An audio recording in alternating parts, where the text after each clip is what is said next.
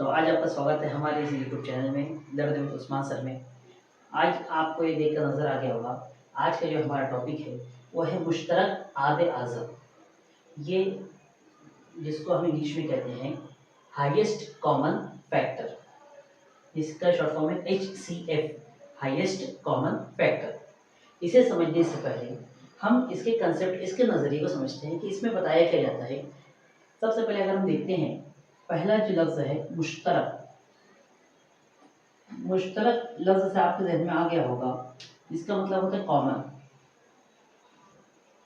इसका मतलब होता है कॉमन, यानी कि जो यकसा है, एक जैसा है। लेकिन वो क्या है? वो है आद। आद के बारे में हम इससे पहले पढ़ चुके हैं कि आद क्या होते हैं। किसी भी अदद के आद, जिसको हम अंग्रेजी में कहते हैं फैक्टर। फैक्टर यानी कि जैसे कि मैं आपको एक मिसाल के जरिए हम समझेंगे उसको। और हाईएस्ट मतलब बड़े से बड़ा, यानी कि आजम। हाईएस्ट यानी क्या? बड़े से बड़ा, बड़े से बड़ा, जिसे हम अंग्रेजी में कहते हैं हाईएस्ट। तो चलिए इससे शुरू करते हैं। मुश्तरक यानी कॉमन चाहिए हमें। जब लफ्ज आता है मुश्तरक यानी कि कॉमन, हमें कॉमन देखना है। और किसको देखना है? आद देखना है कॉमन। यानी कि अगर हम एक अदद देखें तो एक अदद में हम कॉमन कैसे तलाश करेंगे? नहीं कर सकते। इसी तरीके से जब हम देखते हैं मुश्तरक, तो हमें दो अदद चाहिए होते हैं। अब दो अदद चाहिए होते हैं। सबसे पहले हम देखते हैं आद किस तरीके से होते हैं। यहाँ पर पहले हम देखते हैं 6। 6 एक अदद है। अब इस 6 अदद के आद क्या क्या है? आद से मुराद ये अदद किन किन पहाड़ों में आता है। देखिए, अगर हम देखेंगे, हमने देखा था गिनती के तबई आदत, यानी कि जो तबई आदत होते हैं, उन तबई आदत में तमाम आदत आते हैं। तो ये 6 जो है एक के पहाड़े में आएगा, उसके बाद 2 के पहाड़े में भी आएगा, उसके बाद अगर हम देखें 3 के पहाड़े में, और उसके बाद 4 के पहाड़े में आएगा, 6 नहीं आएगा, 5 में नहीं आएगा, लेकिन 6 जो है खुद के पहाड़े में आएगा। तो ये हुए 6 की आद, यानी 6 जो है किन किन पहाड़े में आता है, यानी कि जो भी अदद जिस जिस पहाड़े में आ गया वो उसके आद कहलाएंगे। इसके बाद अब देखते हैं दूसरा अदद। अब हमें कॉमन देखना है, इसलिए हम देखते हैं दूसरा अदद क्या है। दूसरा अदद हमारे पास है 12। दूसरा अदद क्या है? 12। 12 जो है आता है एक के पहाड़े में, ये हमको पता है। उसके बाद 2 के पहाड़े में भी 12 आता है। उसके बाद 3 के पहाड़े में भी 12 आता है, 3 चौक 12 होता है। उसके बाद 4 के पहाड़े में भी 12 आता है, 4 तिये 12 होता है। 5 के पहाड़े में 12 नहीं आता, और 6 के पहाड़े में 12 आता है, ये हमें पता है। उसके बाद न 7, 8, 9, 10, 11 इन तमाम पहाड़ों में 12 नहीं आता। उसके बाद 12 आता है सिर्फ और सिर्फ खुद के पहाड़े में।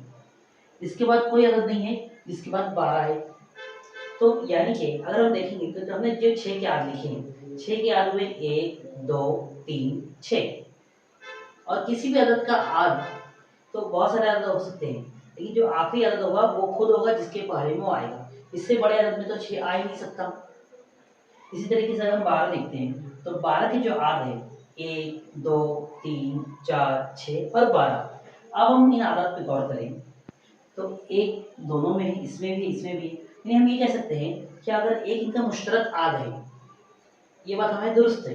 लेकिन जब हमारा सवाल आता है कि मुश्तरक आद है आजम, ये बड़े से बड़ा चाहिए हमें। कौन सा चाहिए? बड़े से बड़ा। तो अब क्या एक दोनों में से सबसे बड़ा है क्या? एक ऐसा अदद है जिसके पहाड़े में आते हैं तो एक सबसे बड़ा है? नहीं है, क्योंकि ये 2 के पहाड़े में भी आ रहे हैं। क्या 2 सबसे बड़ा है? नहीं। 3 इनमें सबसे बड़ा है कॉमन? नहीं है। लेकिन जब हम देखेंगे 6 दोनों में है और सबसे बड़ा है। इसके बाद ऐसा कोई अदद नहीं है जिसके पहाड़े में 6 आएगा। अगर देखिए हम, तो आप कहोगे 12 के पहाड़े में तो आ जाएगा 12, लेकिन 6 आएगा क्या? नहीं आएगा। यानी कि इन दोनों का मुश्तरक आद आज़म की अगर हम बात करें, आज़म का मतलब होता है बड़ा, तो कौन सा अदद होगा? 6 होगा। अब इसको हम कुछ मिसालों के जरिए समझते हैं। एक सवाल में भी आपको दे रहा हूँ, तो सवाल के जरिए इसको और आसानी से और अच्छे तरीके से समझ सकते हैं। ठीक है, चलिए हम यहाँ पे सवाल लिखते हैं। हमारे पास सवाल कुछ यूँ इस तरीके से है कि 8 मीटर और 12 मीटर सवाल क्या है हमारे पास कि 8 मीटर और 12 मीटर लंबी रस्सियों के लंबाई के टुकड़े करते हैं तो हर टुकड़े की लंबाई ज़्यादा से ज़्यादा कितने मीटर होगी। इसमें हमें क्या बताना है, हमें दो आदत दिए हुए, एक 8 और दूसरा है 12। इतने दो इसमें हमारे पास रस्सी है, एक रस्सी 8 मीटर की और दूसरी है 12 मीटर की। इनके हमें टुकड़े करना है, इन्हें हमें काटना है और इन रस्सियों की जो लंबाई है बराबर होनी चाहिए।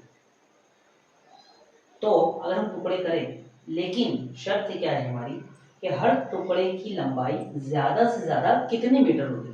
तो हमें बड़े से बड़ी लंबाई रखनी है। तो हमें सवाल समझ में आ गया, बड़े से बड़ा क्या रखना, हमें जो है मुश्तरक आद आज़म इनका निकालना है। तो सबसे पहले हम देखेंगे हमारे पास जो दो आदाद है, पहला आदद है 8 और दूसरा आदद है 12।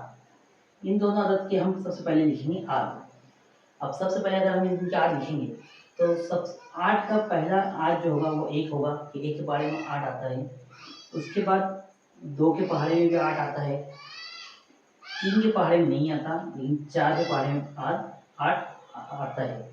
उसके बाद अगला आदद खुद होगा 8। अब हम एक बात गौर करें यहाँ पर कि जब भी हम आदाद लिख रहे हैं, यानी किसी भी आदद के हम आद लिख रहे हैं, यानी उसके फैक्टर्स कर रहे हैं, तो जो उसके आद होंगे, तो जो जैसे ये 4 है, 8 का आधा है, ये जो भी आदद उसके आधा हो गया, उसके बाद कोई आदद ऐसा नहीं होगा जिसके पहाड़े में वो आए या जिससे वो कटे।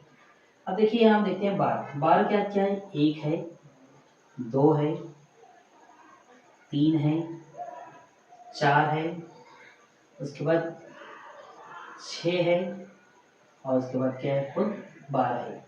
ये है 12 के आगे। अब हम दोनों को अगर ध्यान से देखें, गौर से देखें, यहाँ भी एक कॉमन है, यहाँ भी एक कॉमन है, यहाँ भी 2 है, यहाँ भी 2 है, ये इसके मुश्तरक आद हैं। आप समझ रहे हैं, इसके मुश्तरक आद हैं, लेकिन हमें चाहिए बड़े से बड़ा, यदि हम आद आज़म तलाश करें तो इसका आद 4 होगा और ये भी 4 होगा। यानी कि हमें रस्सी के जो टुकड़े करने हैं वो 4 और 4 मीटर के करेंगे।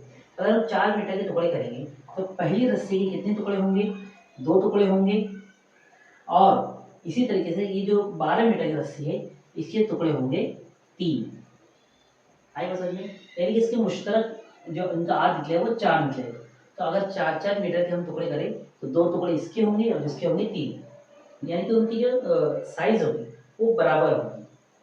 उनकी क्वांटिटी कम ज़्यादा हो सकती है, लेकिन साइज क्या होगी, इक्वल होगी, सब एक जैसी होगी। अब देखते हैं हम अगला सवाल। अगला सवाल हमारे पास क्या दिया हुआ है कि एक दुकान में, चलिए फ्रेंड हम देखते हैं सवाल क्या है। सवाल ये है कि एक दुकान में 20 किलोग्राम ज्वार और 50 किलोग्राम गेहूं है। तमाम अनाज थैलियों में भरना है। तमाम थैलियों में मसावी वजन का अनाज ही भरना है। तो हर थैली में ज़्यादा से ज़्यादा कितने वजन का अनाज भरा जा सकता है। पहले हम सवाल को समझने की कोशिश करते हैं, सवाल में क्या दिया हुआ है और हमें क्या पूछ रहा है। ये आप ध्यान देंगे तो हमें सवाल में 2 आदत दी हुई है। पहला आदत है 20 और दूसरा आदत है 50। और क्या दिया हुआ है कि 20 किलोग्राम ज्वार और 50 किलोग्राम गेहूँ है। यहाँ तक सवाल हमें क्लियर है।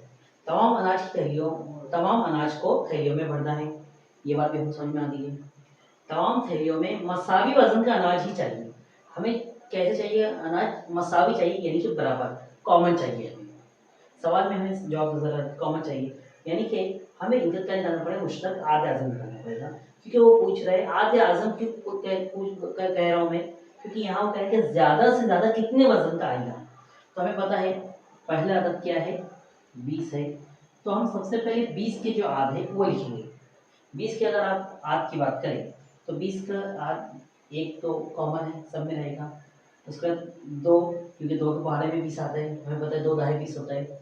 उसके बाद 3 आएगा क्या, नहीं। फिर 4, 4 पंचे 20 होता है। फिर 5 चौक 20 होता है। उसके बाद 10 के पहाड़े में भी 20 आता है। उसके बाद 20 जो है खुद के पहाड़े में आता है। फिर उसके आधे इनसे वो कट सकता है, या इनसे हम उसको तकसीम कर सकते हैं। उसके बाद हम लिखते हैं 50। अब हम 50 के आद मालूम करते हैं कि 50 किन किन आदाद के पहाड़ों में आता है। तो सबसे पहले आप पाओगे कि एक के पहाड़े में तो आता ही 50। उसके बाद इनके पढ़ने में आएगा, एक के बाद देखिए 2 से भी तकसीम हो सकता है, 25 दूनी 50 2 से। फिर अगर हम 4 से करें तो 4 से मुकम्मल तौर पर तकसीम नहीं होगा। फिर हम देखते हैं 5 से भी हो जाएगा, 10 से भी हो जाएगा, और उसके बाद जो है 25 से होगा। तो ये 25 दूनी 50, इसके 25 के बाद ऐसा कोई अदद नहीं है जिसके पहाड़े में 50 पूरी तरीके से मुकम्मल तौर पर तकसीम हो जाए। तो अब जब हमने इनकी आद लिख ली तो हमें नजर आएगा 1 भी कॉमन है, 2 भी, 5 भी कॉमन है, लेकिन वो सबसे बड़ा नहीं है। लेकिन जो 10 है तो हमें नजर आ रहा है 10 यहाँ भी और यहाँ भी, और लेकिन इसके बाद ऐसा कोई अदद नहीं है जो कॉमन है, दोनों में मुश्तरक है, और ये बड़े भी है, उसकी आद है, यानी कि इनका मुश्तरक आद अज़म क्या होगा, 10 ही होगा। यानी कि अगर हमें अनाज भरना है और हम 10 किलो के, अगर हम 10 किलो के वज़न के हिसाब से थैले बनाए, यानी अगर हम अलग अलग थैले बनाए 10 किलो के, तो देखिए इसके बनेंगे 2 थैले क्योंकि ये 20 किलो है, तो इनके बनेंगे 5 थैले, लेकिन 2 होंगे और 5 होंगे, लेकिन दोनों का जो वज़न होगा वो 10 किलो ही होगा। इसमें भी 10 किलो के ही 5 होंगे। तो हमें सवाल ये पूछा है कि उसने कहा कि हमें कितने वज़न का थैला, मसावी वज़न करना है हमको, सिर्फ हमें सवाल ये दिया कि सिर्फ मसावी वज़न का चाहिए, तो मसावी वज़न 10 किलो होगा। इस तरीके से हमारे यहाँ पर ये टॉपिक खत्म होता है। इसके एंड में आपको मैं बहुत सारे सवाल देने वाला हूँ, जिसकी प्रैक्टिस करके आप जो है मुश्तरक आज़म में जितनी आप ज़्यादा प्रैक्टिस करोगे उतनी जल्दी आप उसको समझ पाओगे। इसके बाद देखिए जिससे हमने इस मिसाल को पढ़ के उसको किस तरीके से समझना है और किस तरीके से हल करना है। बहुत सारे लोगों को कन्फ्यूजन ये भी होता है कि ऐसे तो हम सॉल्व कर लेते हैं, लेकिन जब पेपर में सवाल आते हैं या कोई इम्तिहान में सवाल आते हैं तो सवाल हमें समझ में नहीं आते। या सवाल से ये है इबारती सवाल, इबारत की शक्ल में सवाल दिया हुआ है, तो इबारती सवाल पढ़कर उसको किस तरीके से मसावत बनाई जाए, उसको किस तरीके से हल किया जाए, या सवाल में वो क्या क्वेश्चन चाह रहे हैं, तो इस तरीके से सवाल आते हैं। तो हम जो है एक वीडियो इसके ऊपर बनाने वाले हैं कि आपको इसमें नज़र आएगा कि कोई भी इबारत को पढ़कर उसको एक्चुअल में हम किस तरीके से बना सकते हैं, यानी वो मिसाल किस तरीके से हल होगी। इसके ऊपर हम जल्दी एक वीडियो बनाएंगे। फिर उम्मीद है आपको ये वीडियो पसंद आया होगा, हमारे साथ जुड़े रहिए, इंशाल्लाह आगे और बहुत सारी वीडियो आपको मिलती रहेगी। शुक्रिया।